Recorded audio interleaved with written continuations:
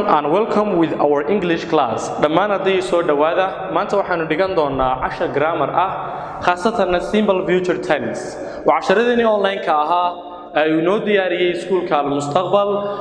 Haddaba simple future tense waa dhacdada maanta aynu qaadan doono waa gooreyn dhacdo soo socota.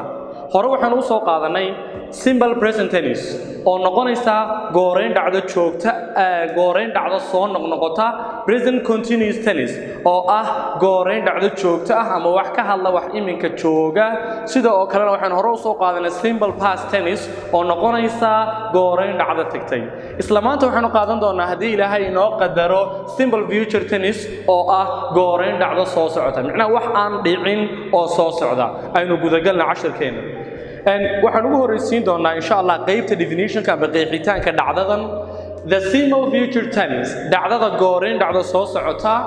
is a verb tense waa action amba waa ficil that is used to talk about kaasoo loo adeegsado in lagaga hadlo things that haven't happened yet waxyaabaha aan weli dhicin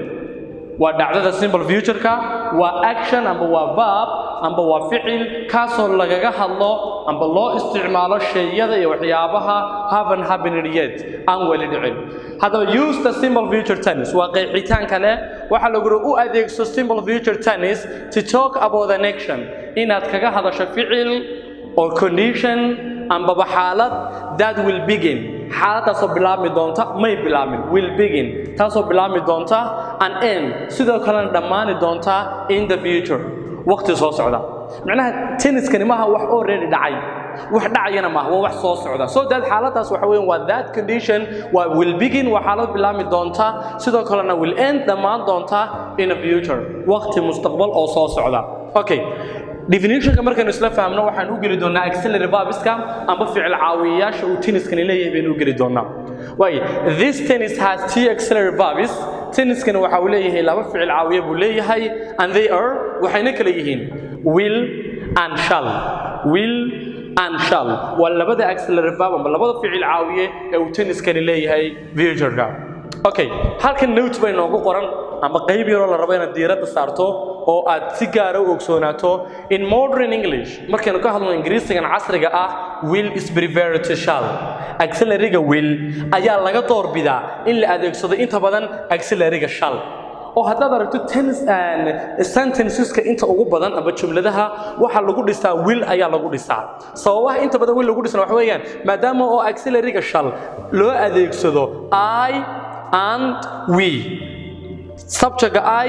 iyo subject we maadaama loo adeegsado labadaas oo kaliya intii kale sida she he she it they you inta kale waxa loo adeegsadaa waxa loo yaqaan maxay will baa loo adeegsadaa sidoo kale auxiliary-ga will todobada waxa uu isticmaali kartaa maxay si wada jira waad ugu isticmaali kartaa saa aawadeed baa loo doorbiday maxay will in loo adeegsado oo loo isticmaalo waxa loo yaqaano future tense okay inta markaan isla fahamno waxaan sidoo kale u iman doonaa ardayay forms-ka amba qaababka oo loo isticmaalo amba sida saddexdii hab ee kala duwanaa ee loo kala adeegsan jiray hadalada waxaan u horeysiin doonaa positive-ka amba affirmative-ka hadalka uu naqaan hadalka caadiga ah waxaan ku xigsiin doonaa negative-ka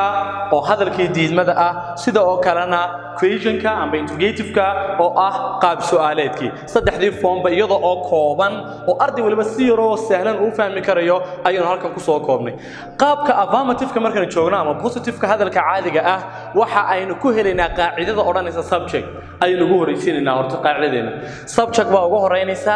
auxiliary-ga tenniskan uu leeyahay baa ku xigaya kadibna verb-kii oo present ah verb-kii marka waxa laga dhigay maxay basic form-kiisa baa laga dhigaya amba waxa laga dhigaya habkiisii caadiga ahaa maadaama simple future aynu joogno then object-kii baa ugu dambeynaya amba ficil lagu sameeyay tusaale they will read books waxay akhrin doonaan book they were subject will waa auxiliary-gii halka read uu yahay verb-ka oo basic ah ama present ah books-na waa maxay waa objects-kii weeyaan amba ficil lagu sameeyay way qaabka negative-ka markaan u nimaadno subject baa iyadna u horeynaya inta badanna markaynu naqaano negativeska waxa soo gali jiray calaamada not baa soo gali jirtay oo negative-ka inoo tilmaamaysa inta kale waxay ka hadlaysaa maxay qaacidada subject inuu ugu horeynayo auxiliary inuu ku xigayo not or negative kii ah verb kii oo isagana basic form and present ka dhigayno iyo waliba object oo ficil lagu sameeyaa for example he will not play football isagu ma ciyaari doono kubadda cagta he will not play football isagu ma ciyaari doono kubadda cagta negative weeyaan qaabkan uu dhisnayna mafhuumkiisana hadaan eegno de subject binu ugu horeysinay auxiliary ba ku xigay will ah not waa qaacidadii maadaama negative ka hadlayno iyo waliba maxay play or verb kii ah oo present waliba lama bedelayo verbka footballna waa maxay waa object amba wixii ficil waa la xadii ficilka lagu sameeyay qaabka ugu dambeeyay isla eegi doona waa negative aw interrogative weeyaan amba qaab su'aaleedka question kala loo yaqaano isaga auxiliary-ga u horeynayo uguma horeynayo maxay waxa loo yaqaano subject uguma horeynayo maadaama question aynu joogno auxiliary-ga u soo horeynaya subject-kuna gudaha u galaya verbkii waa isla sidiisii oo present ka dhiganaa object ama ficil lagu sameeyayna waynu keenayna will you clean the room miyaad nadiifin doontaa qolka will waa auxiliary weeyaan subject waka will you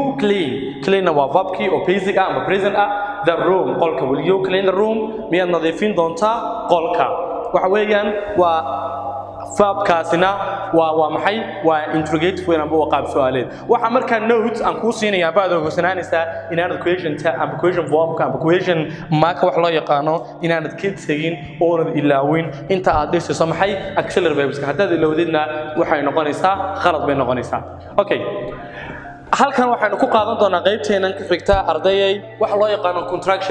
contractionistka waa ficilada amba marka la soo gaabinayo wax weeyaan contraction means short form marka wax la soo gaabinayo okay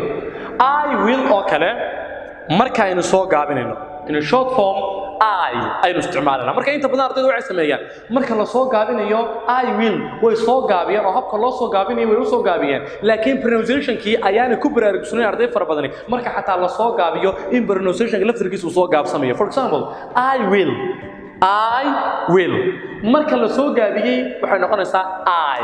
into one pronounce hal mar baa lagu dhawaaqaya I will laba jeer bay ahayd laakiin marka maxaa oranaysaa I will bay ahayd I kali we'll do homework waxa qaban doonaa shaqadeena guriga you'll he will he'll she'll do her homework they'll hawayaan habkaas uu soo gaabinayna and will not laftirkeeda marka negative ka laga dhigayo the word will not way soo gaabsamaysaa oo iyadoo wax loo soo gaabay maxay won't waa loo soo gaabay marka hore will not be laakiin waxa loo soo gaabiyaa won't ay noqonaysaa okay sidoo kale waxa aad isweydiinayeen oo talo maadaama subject inta kale aan sheegnay it maxaa loo sheegay waa iyadana the form it will habka loo soo gaabinayo it will is not normally shortened iyada inta badan lama soo gaabiyo it will inta badan waa it will sideedaasay ahaanaysaa okay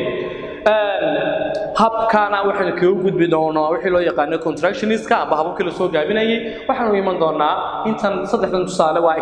extra examples ma tusaalayaal dheeraad ah rabeen ardaydu wax ku fahmaan waa other examples tusaalayaal kale I will go to the market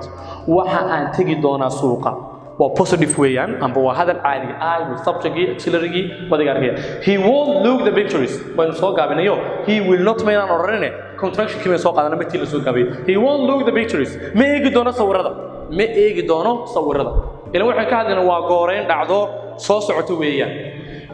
will she cook the dinner miyay karin doontaa cashada will she cook the dinner kana waa maxay waa interrogative and question weeyaan intaas ay arday ku soo koobi doonaa casharkeena hadii ilaahay naftu inoo daayo waxaynu iskula soo xiriiri doonaa baynu soo deyn doonaa casharada inta ka sii dambeeya aad baad u mahadsantihiin dhamaantiinba intaas inoo weeyay casharkeena maanta thank you